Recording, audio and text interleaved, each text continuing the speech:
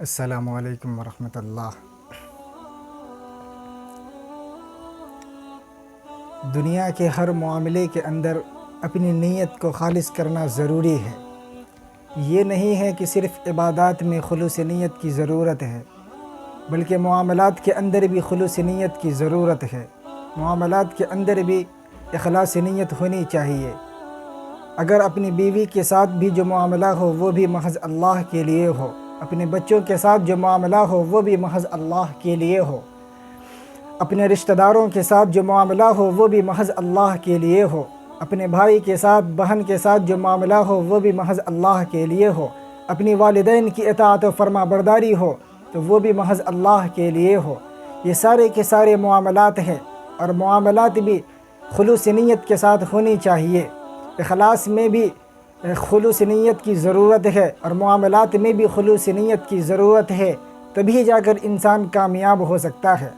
انسان کے اوپر تو مصیبت آتی ہی رہتی ہے، انسان کے اوپر مصیبت آتی ہی رہتی ہے۔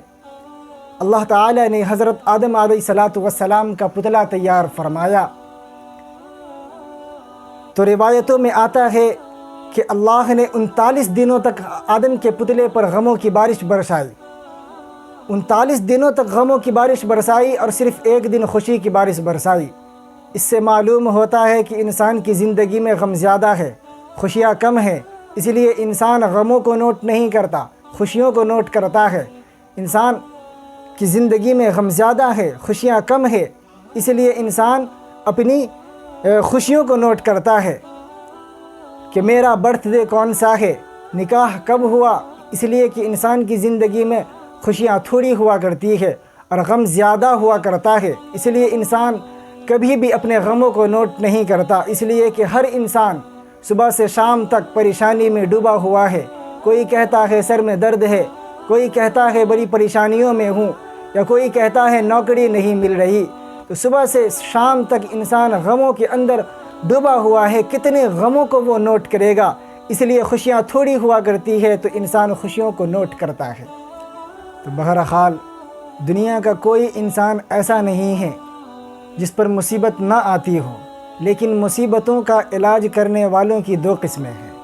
ایک وہ انسان ہوتا ہے کہ اپنی مصیبتوں کا علاج حلال طریقے پر کرتا ہے، اپنی مصیبتوں کا علاج حلال طریقے سے کرنے والے دنیا کے اندر بہت کم ہیں، اور دوسرے وہ لوگ ہوتے ہیں جو مصیبتوں کا علاج حرام طریقے پر کرتے ہیں کہ جائز طریقے سے کام نہیں چلتا تو ناجائز سے چلاؤ، حلال سے کام نہیں چلتا تو حرام سے چلاؤ۔ بہرحال مصیبتوں کا علاج کرنے والوں کی دو قسمیں ہیں۔